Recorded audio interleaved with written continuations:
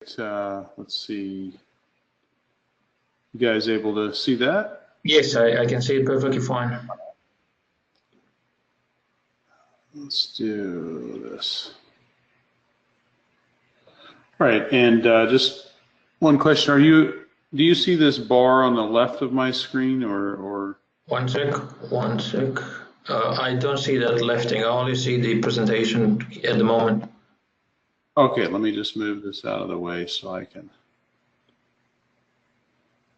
Yeah, that's better. Now I see things around it as well. Okay, great. All right, so today we're going to talk about time cards and timekeeping in 5 acts.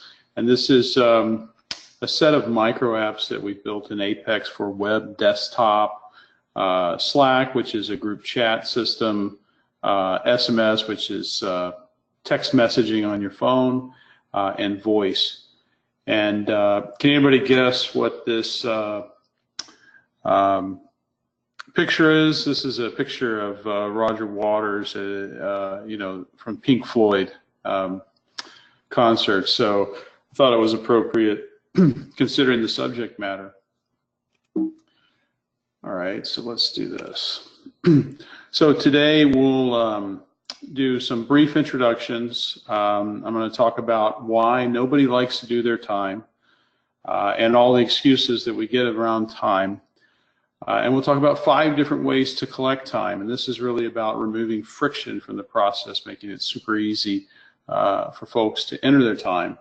And we'll talk about the technologies used. The core technology here is Apex, but we'll talk about the integrations between Apex and all of the other technologies to collect time through different channels. And then we'll just go through a demo, and I'll open it up to questions. So a little bit about me. I'm from Austin, Texas. An engineer and developer. I've been using Apex since 2004, you know, back when it was HTML-DB. First time I used Apex was on an e-business project for a fertilizer company, and they had spent all their money implementing e-business, and they needed this core business application, which is their front end, basically to manage all of their tanks. They call it Tank Manager, and they needed it done in 3 weeks. And I'm like, okay, well, if I'm going to do it in 3 weeks, I need some kind of tool to do it rapidly. And so I found Apex, integrated with e-businesses way before they had written any white papers on the subject. I got it done in a week, and then had 2 weeks to do enhancements. I'm co-author of the Oracle Cloud Solution Guide and co-founder of Viscosity, which is our company that is based in Dallas, Texas. And I'm also kind of an avid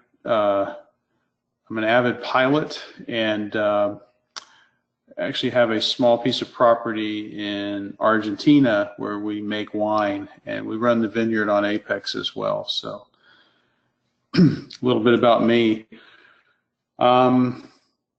At any time, if you want a free copy of our book, you're welcome to text the word cloud to 444-999, or just send an email, and I'll give you an email address later. And we'll send you a Kindle code here where you can download the latest version of the Oracle Cloud book. And that's important because the screens and everything else changes from week to week with Oracle Cloud. So the Kindle version is really nice. We do keep it up to date. Just about every major event, we're updating it right now for the Open World event, which is in 2 weeks. What do? We do data, databases, apps, and infrastructure. So that's pretty much anything from engineered systems and cloud infrastructure, database, data replication, Golden Gate, and all the way up to applications. And that's you know, Oracle Cloud apps, NetSuite, but also custom apps, which we're going to show you today, which is really around DevOps and microservices apps that we've built custom to run our business, but actually we've done this for several of our clients. We've actually written over 20 books now that we brought on Scott Spindolini. 20 books on data, cloud, and Oracle. And just a snapshot of some of our clients. They range from small to medium-sized business all the way up to the Fortune 50. We also do nonprofits like WWF and local and state governments. All right. So what are some of the time card excuses that you've heard? And please feel free to type in the comments box at any time if you've got some new ones. These are the ones that I could think of just real quickly. You know, hey, I forgot my password, or the system locked me out, or, you know, I'm traveling, I'm at the airport, I can't get on the system, you know, it's behind a firewall. I have entered my time, but my manager's not approving it, so my time is stuck. Where is my time? You know, after a week or two goes by, it's like, okay, I don't remember what I did, so I have trouble starting. I mean, some of the hardest things that we can do is, the hardest part about doing any task is to start the task, right? So if you don't do the task on a daily basis, if you don't keep a log, it's really hard to get started entering your time.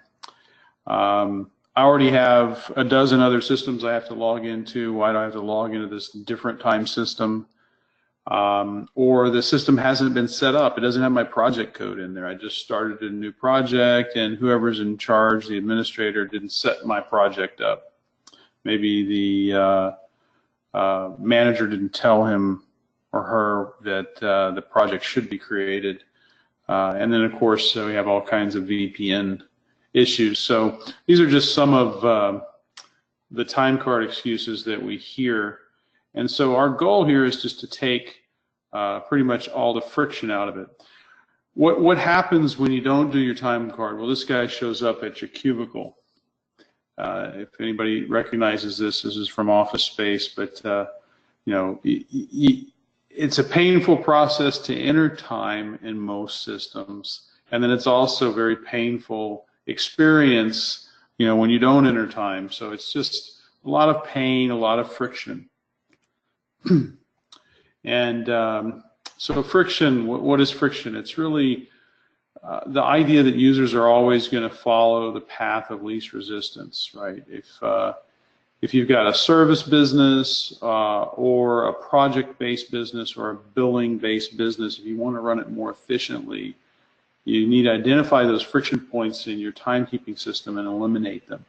And that's exactly what we tried to do. And I'll show you kind of our approach to this with Apex at the core. So let's talk about your ERP system. So this is a snapshot from the Oracle Time and Labor module. And Oracle is not very different than in other companies, right? We've got Workday, we've got SAP, we've got, you know, some of the older ERPs that were on premise, but they're all designed with friction in mind. And you can see an example of that down here, rules configuration. So we're going to create rules in the timekeeping system to ensure that employees enter the time accurately. So in other words, if I don't enter the time accurately, the system is going to stop me from doing that, right? So we're basically pushing the burden all the way down to the people entering the time, and we're putting a bunch of rules in place to make it harder for them to enter time, okay? Why are we doing that? Because we want to simplify our administrator's job upstream. Well, that creates a lot of friction. And that creates a lot of pain around the timekeeping process. And so our approach is to make it as easy as possible for people to enter time, and then to put a lot of assisting kind of technology or leveraging technology to do what we call passive data collection. In other words, we're not going to put a bunch of rules into the system and make people enter a bunch of data. We're going to collect it along the process to make it frictionless, but also gather fidelity as we progress. And if you think about a typical ERP implementation, not only is the timekeeping painful, but everything else is. You've got, you know, this whole game that you get at the end where you start with this massive pain. You have to understand, implement, change, convert your data, customize it to your solution, then build the reporting, and then finally at the very end you get the gain. Our approach was also different in the rollout of this. We wanted to build it as we go. So we wanted to build a little timekeeping application as a web interface, and then kind of layer it with some more functionality as we went. And it's really about as we layered that functionality, the approach we took was really what we call microapps. And that's where we've got, you know, hey, it's an Oracle Apex application, but then we layer in email communication, we layer in messaging, group chat, we layer in, you know, SMS, which is your text messaging, and built interfaces to Slack, right? And so some of these interfaces are not your two-dimensional graphical user interface, either delivered through the web or desktop, but these user interfaces are conversational in nature. So that means we have to do things like use natural language processing and machine learning to make that process easy. And then on the back end, we can connect it to, you know, pretty much any ERP system, or in our case, it's Apex. Apex is the core. Oracle's database as a service is the core that runs Apex and holds the data. But the idea here is that we're coming through multiple channels to end up with the same result, which is the time entry in the database, which can be measured, reported on, or billed. And so microapps are, you know, we've heard of microservices, but this idea of microapps are gaining traction as a thing too. We have, you know, major think tanks writing about microapps, advising IT to build microapps. And the whole idea of these are very specific. They do, you know, one or two functions. They're not a massive ERP with thousands of functions and frameworks around it. They solve these simple business problems, and then they're connected to each other in a way that makes it very easy to build more of them and to make them work together into a flow. And so here's an example of a microapp. If anybody's watched Silicon Valley on HBO, I think a lot of people in our industry do. They wrote this application with JavaScript, and they used technology on the back end called TensorFlow, which is a pattern recognition technology. And you can see some of the code there. It was just less than 1,000 lines of code, and they rolled this thing out. And so what it is a mobile app that basically you take pictures of food or anything, and that tells you whether it's a hot dog or not a hot dog. It doesn't tell you it's a pizza. It doesn't tell you it's a hamburger. It just says it's not a hot dog. So one kind of funny example of a micro app, but you get the point. And you can download this, by the way, if you go to this Seafood Technologies, not hot dog. HBO has put this out there in open source, and it was also featured in one of their episodes on Silicon Valley. All right, so we've covered why nobody likes to do their time. Let's take a look at the different ways to collect time. And if you think about the multi-channel slide here again, where we've got, the first thing we're going to do is build a web application in Apex and collect that into a database. And then we'll layer in group messaging, we'll layer in a desktop application, which basically runs and can run in offline mode, for example. And then we'll layer in the other components that we used. And so probably everyone on the call knows Application Express. If you don't, it's just an easy way to develop desktop and mobile web applications. It gives a very nice way just to visualize data. For example, if you want an app that babysits a relational database, Apex is a great choice.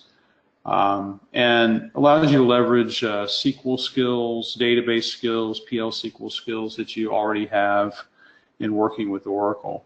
You don't have to learn something new to build these apps.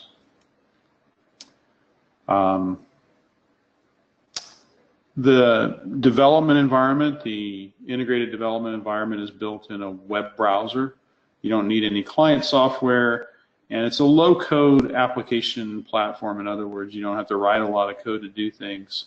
And then, of course, it's hosted in the database. HTML is served from the database. So it's very thin tier, very lightweight middle tier, where you're just really pushing HTML through a Java application container. So that covers web applications. So another excuse that we had, well, hey, I'm traveling or I'm on a plane. So how do we do a desktop application? We need a desktop application to be always on. It needs to work in offline mode. And it needs to be, very easy to get to. And so those were kind of our parameters around taking friction out of the time processing from a desktop perspective. So how do we build desktop applications? Well, if you go the traditional route, it's very painful.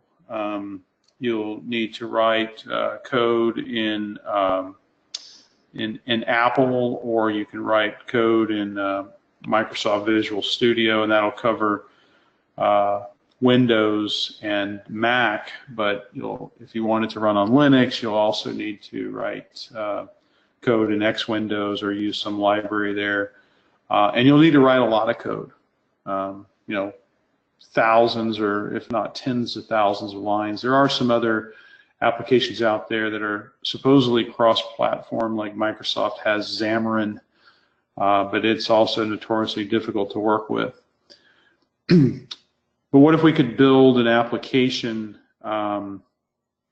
that basically use the same technologies as you use to build your web apps, and we put that technology on your desktop? So we give you a browser that's bundled. We give you a web server that's bundled. In this case, Node.js is our web server. And then you can just go about writing any HTML or JavaScript application. And since you got a browser, if you're online, you can connect to the web application, so you can it's very easy to make hybrid applications. And so really, why do you want to build a desktop application when we live in this modern world of web technology? Well, of course, we covered offline mode, but also just accessing functionality of the operating system. We're in if you're on a Windows tablet platform, having a very nimble application that's always on. I'm on a MacBook. I'll show you later in the demo how I can just, with a single button click, I can get to the time entry system and enter something. I don't have to go to a web page, log into the web page, navigate to the timesheet, pick a date. The desktop application is always on. It takes me directly there with a single click. Not even a click, I can just hover and enter that time. So I'll show you that here in a second.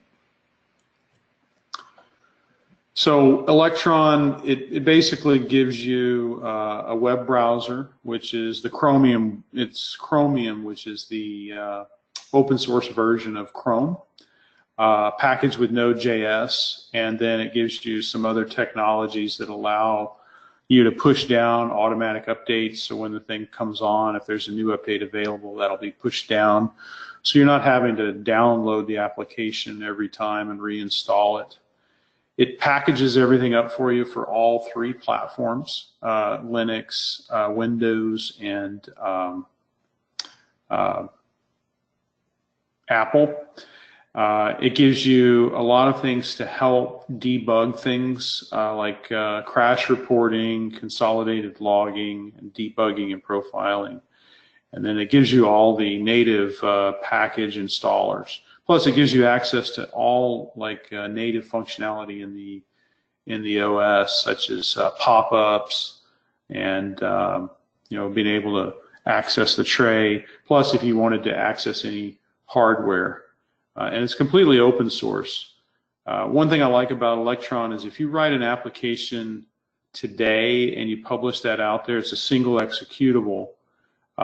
10 years from now, the application is going to behave the same way. You're not going to be saying, oh, are you on Internet Explorer 10 or Microsoft Edge, or, oh, our company standard is to use Internet Explorer 7. Okay, so your technology that uses HTML5 doesn't work. You don't have to worry about any of that with Electron. So what does our architecture look like from a desktop perspective? We basically have our application that we've built, and for offline mode we use the Oracle Jet components. Now these are the same components that Apex uses mostly, and eventually these will be the components used across all of Oracle's software as a service and platform as a service products. Package that up with the Chromium browser and Electron, which this is your with Node, which is your Electron framework. And then on the server side, we've built our web services on top of the Oracle REST data services layer, access different APIs. This slide shows a back-end ERP where this actually started as using Oracle Time and Labor on the back end to give offline mode. But in this case, we'll be just having Apex here running directly on Oracle's database as a service. So next component is having a messenger app or a group chat application like Slack. Some other multi-team, you can have Microsoft Teams, or Atlassian has a new, relatively new product called HipChat. If you're doing more consumer-facing, you've got WhatsApp and Facebook Messenger. But having these kind of other channels that have their own APIs is important, and these are all chat interfaces made for either teams or individual point-to-point messaging. So we'll need a computer to really understand what we're talking about, things to keep you'll need to understand the conversational interface. So you'll need to have a concept of a context. If I start a conversation and I'm talking about time and I'm talking about a certain date, I'll need to remember that. But I also need to authenticate you because you're coming through different channels. You may be coming from Slack, so you have a certain user account or email address. The same is with Facebook Messenger or any of these other tools. And so in this case, we'll use Slack. And if if you're using Slack, go ahead and note in the comments and let us know so we know how many people are using Slack, or if you've heard of Slack, give us a 1 if you're using it, give us a 2 if you've heard of Slack, give us a 3 if you've never heard of it. But Slack was really one of the first group chat, or pretty much the most successful group chat utilities, and we use it really extensively at Viscosity. We communicate with all of our team members here, and it's communicated in such a way that if people want to know what's going on a certain project, they can just come to the application and get caught up. So we're not having a bunch of point-to-point communication. I mean, the whole idea here is, as you add people to a team, let's say you get a team of 10 or more people, you can have hundreds and hundreds of point-to-point conversations where you're repeating the same thing over and over, and Slack helps alleviate that. So it's been a real game changer for us. What's also cool about it is that inside of the Slack platform, you can build your own little apps. And these can be anything from like text messages that incorporate rich media, like a web page with some detail, or full-blown forms that pop up in line with your text message, or just simple approval requests like yes or no. And I'll show you a demo of that here in a minute. And so this is an example of the micro app that we built inside of the Slack channel. So at any point you can just use a / and say enter my hours, and you get this dialogue. You can build the same type of micro app if you were using Microsoft Teams or HipChat, and it allows you to just really your employees don't need to leave their primary place where they do work. So they're inside of the Slack application, and they don't have to get out of it, right? And they love that. So this is just another way to take friction out. So we've got multiple ways to enter our time. And so the next thing is really, how do we do this natural language processing? And how do we leverage machine learning to do things like configure our tasks and authentication? How do we build the bot that does this for us? There's a number of ways to do this. You could go straight at it.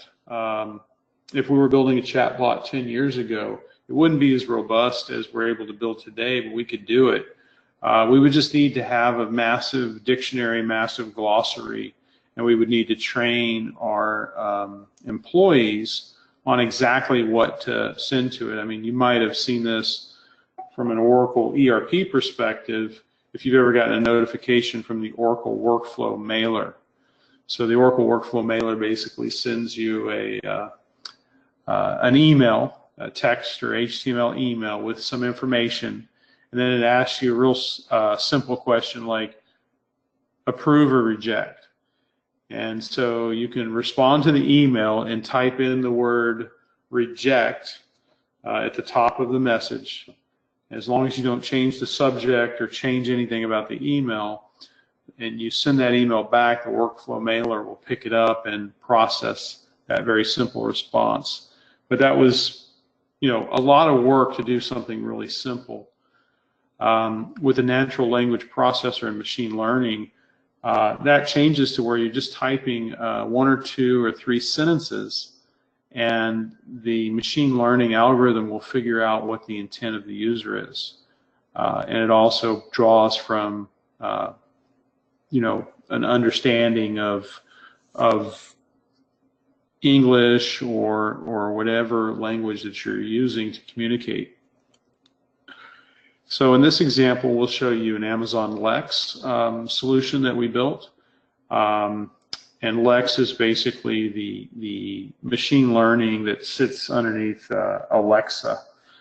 But in no ways is this an Alexa. We have no interface to Alexa. I mean, I don't have an Alexa. Actually, I do. It's just not plugged in because of privacy reasons. But it's the same technology. You're just controlling the interface and you're using the APIs.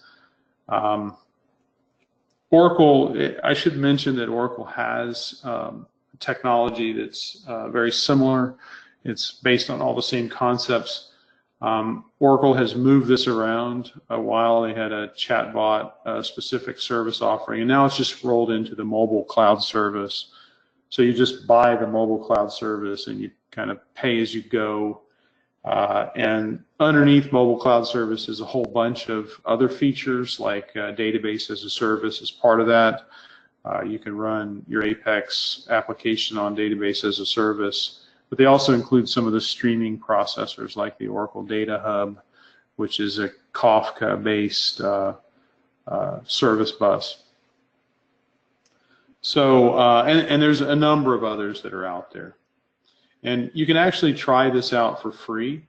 And here's a link. If you go to this link, bit.ly/OCI free, you'll get $300 of free credits on the Oracle Cloud. And you know, feel free to reach out to me with this. You'll need to, when you do provision this stuff, you'll actually need to send a service request to increase some limits in order to get mobile cloud service working. And I can tell you what you need to send to them.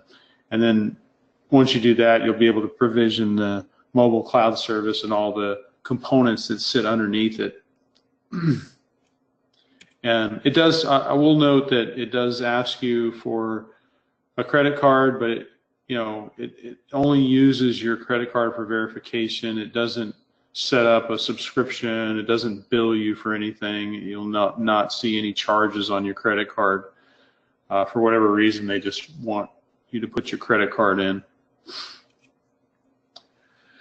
And so as you build a bot,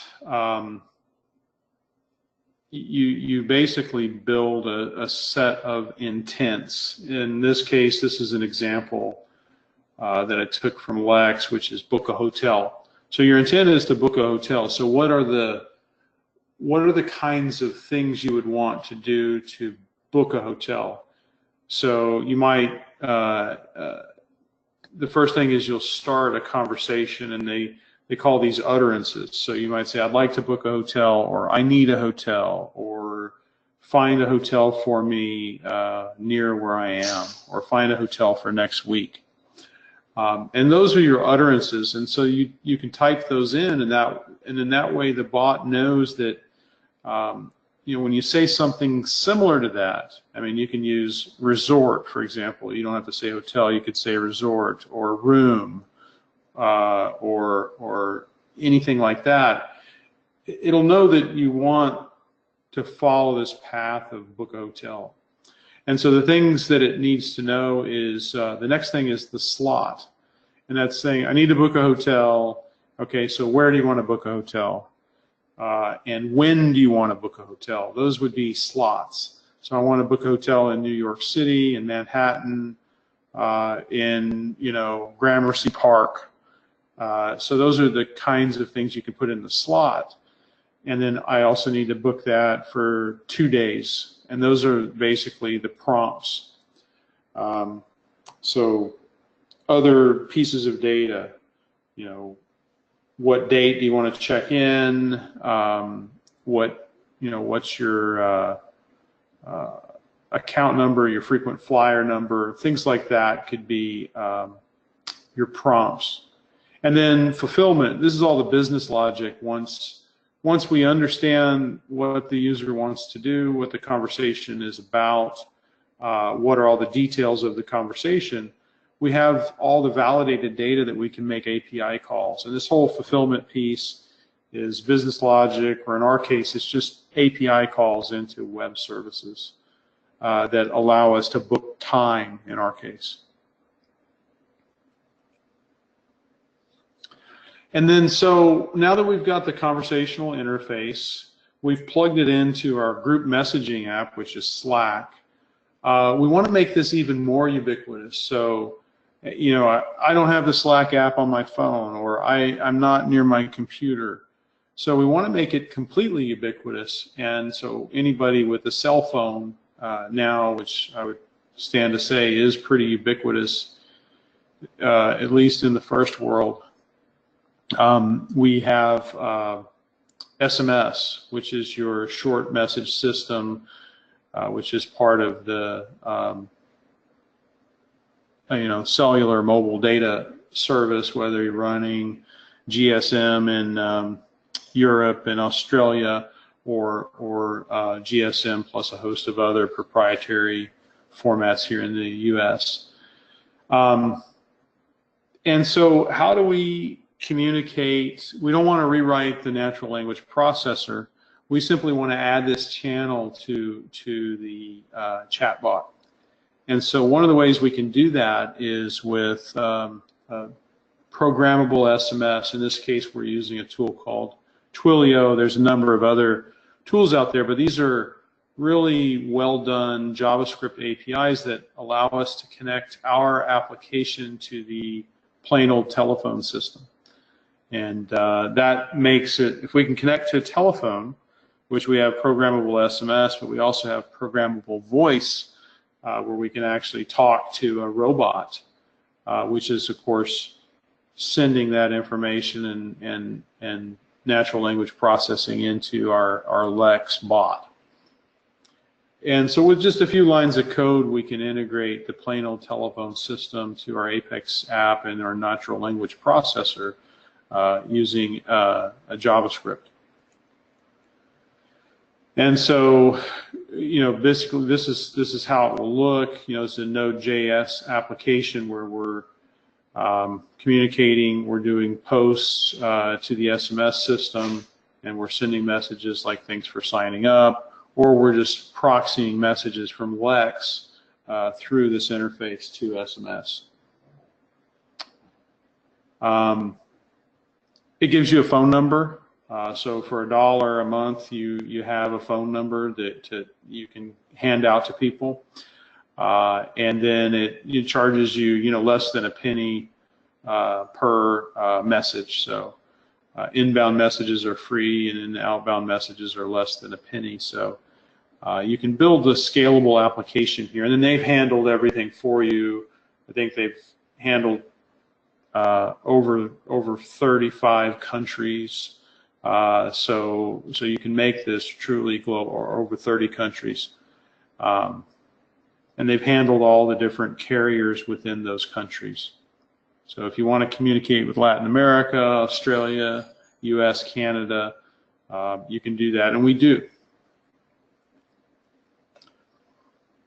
To set this up, you can go ahead and just try it out. You can write in any code you want. Python, Ruby, we're using JavaScript as part of Node. But you'll have an interface, and for literally $10 you can get going on this. They'll actually give you a free phone number to try out, but you won't be able to scale that. Okay, so let's go into a quick demo. And for our application, we call it Scrum Time. So I'm going to go ahead and log into Scrum Time, and I'll enter some hours. And so as I come into Scrum Time, I have this Apex application that we've built. All right, so you can see the standard Apex look. And we've integrated some various different plugins here that we've built. But this allows us to very quickly pick a project. So in this case, I'm going to pick a Texas-sized project, which is here, so Brazos County, and I'll go ahead and enter time in here. We'll call it Title 1, and so I ran title work. Okay, and then I can go ahead and save that time in Apex. So that's one way to enter our time. That's our main way to enter time. We also have a weekly view where I can enter time across the whole week. So if I was in Brazos County, I could go ahead and enter time here.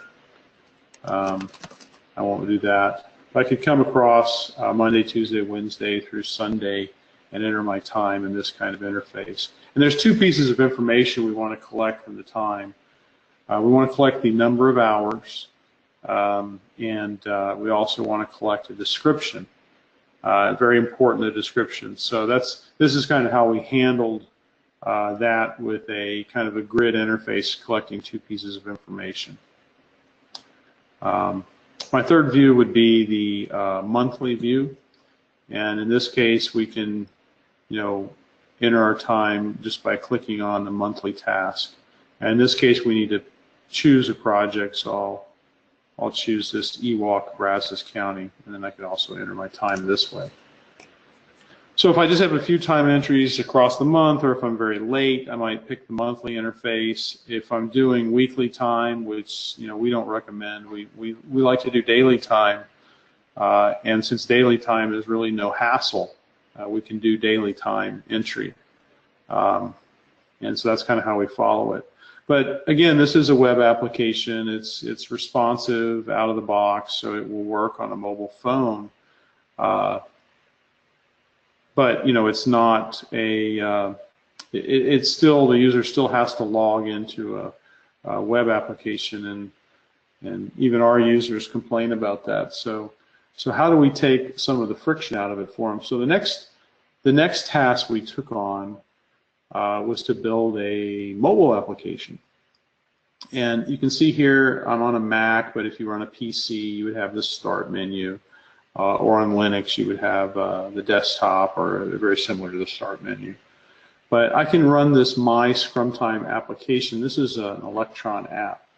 And you'll see when that application actually runs, I get, just like up here, I've got Dropbox, I've got Citrix Receiver. I'm going to kill that.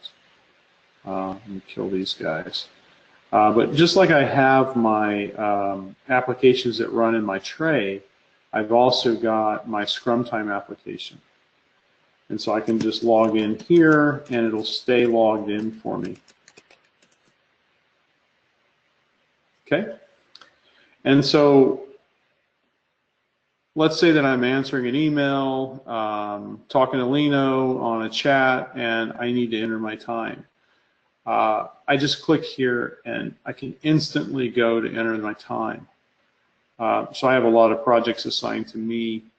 I don't actually do any work on any of them, but I do have a lot of projects here. So let's go down and find our EWOC, which is Ewing Oil Company. And so we click on EWOC, and I can enter my time against Ewing Oil Company. You can already see the time that I've entered today is available here. Now, I won't disconnect my network because I'll lose the WebEx, but if I were to disconnect, then I would have a separate user interface that would display, that's written in, you know, Oracle Jet, which is the JavaScript toolkit, and that runs completely offline, and it'll sync up through web services later. So if I'm on an airplane and I don't pay for the Wi-Fi, or if I'm over water and I can't get to the Wi-Fi, then I can still enter my time. And this just takes out one of those additional excuses. It just takes a little friction out of the process and makes it easier for our employees. You know, it's not their fault that timekeeping is a hassle. So that's your desktop application, and you can literally put anything in this desktop application that you want. In this case, it's just time and expenses, and then access to my weekly reports of what I'm working on.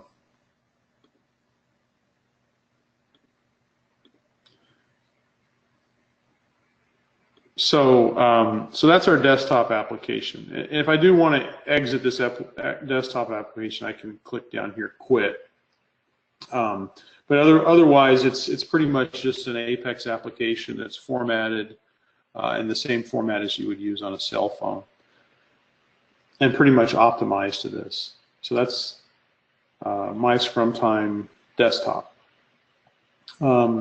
Incidentally, if we want to manage our time, you know, time approval, that's all available through this application as well.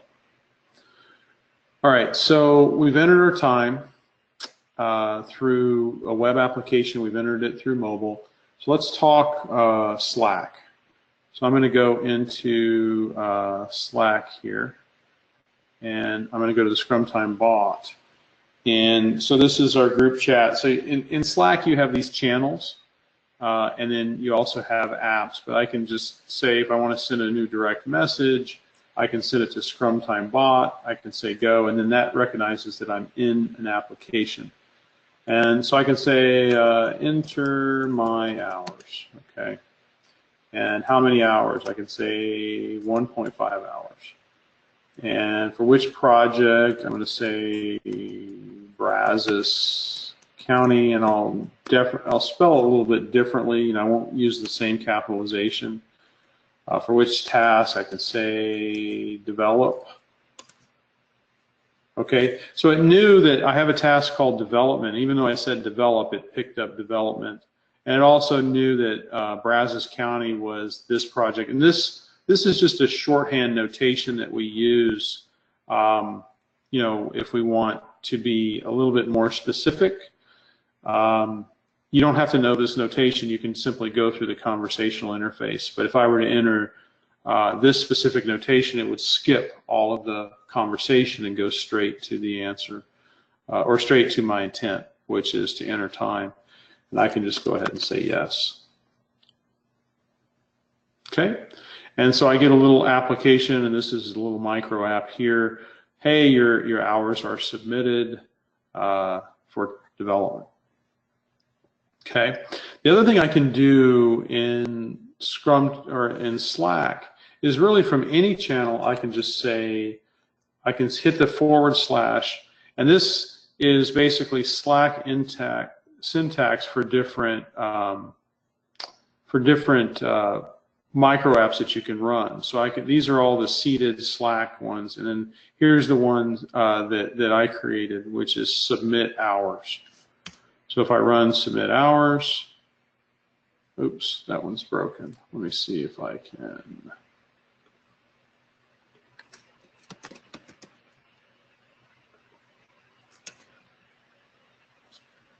Okay, my web service is broken here, so sorry about that.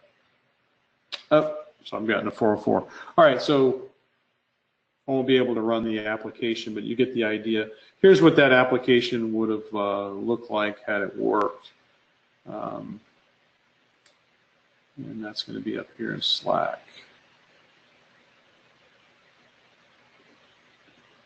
Let's run Slack here.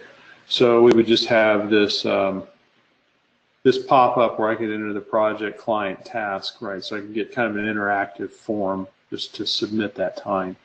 So I don't actually have to leave Slack to do my work. And this is really common theme. It's becoming more and more a place where people like to do their work. And you know, it's kind of gone full circle. We've gone from a graphical user interface back to a command line interface, but we're able to do a lot of work really fast with that command line. So pretty interesting there. All right, so in the same way that we entered time here, I'm connecting through SMS, and in the Mac I have this SMS message bot. So so what we'll do here, you can just kind of see that this is a phone number. Since I don't have my cell phone, you know, kind of wired up to my computer, I can go ahead and I can say, you know, enter time, enter my hours. You know, I don't have to say time. All right, and so this is all coming through the SMS system. So my phone right now, I don't think you can see it, but it's dinging. So how many hours? Let's say 1.25.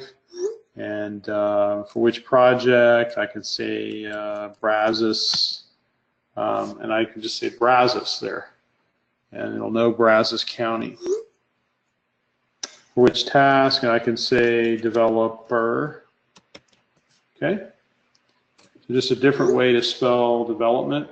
And so it knew that I'm a developer, but it also knew I would want to map to development, and it figured out that Brazos means the Ewing Oil Company, Brazos County project. And then to this I can just say yes.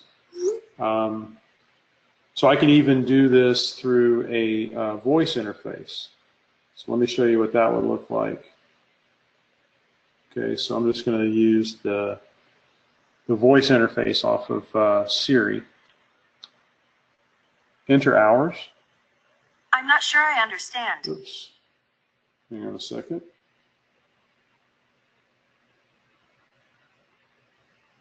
Okay. Enter hours.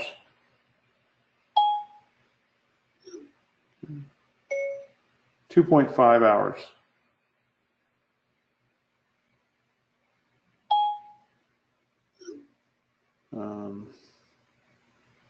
Brazos County.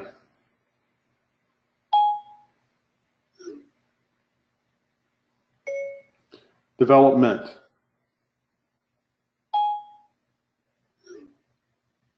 Yes. Okay. So it's really just that simple. If you're walking to your terminal, or if you're sitting on the plane, they're about to close the door, you can enter your time, and it just takes all the friction out of the process for you. So that's really it. That's what I have to show you today. Let's see here. Do we have? Let me put the last slide up here, and I'll give you my contact information. You can reach me if you want the book. Feel free to send an email here, or you can text this number. I'm not sure that this number works, and this is also a chatbot interface. If you want to interact with our chatbot, you can text this this short code here. I'm not sure if this works in all the countries.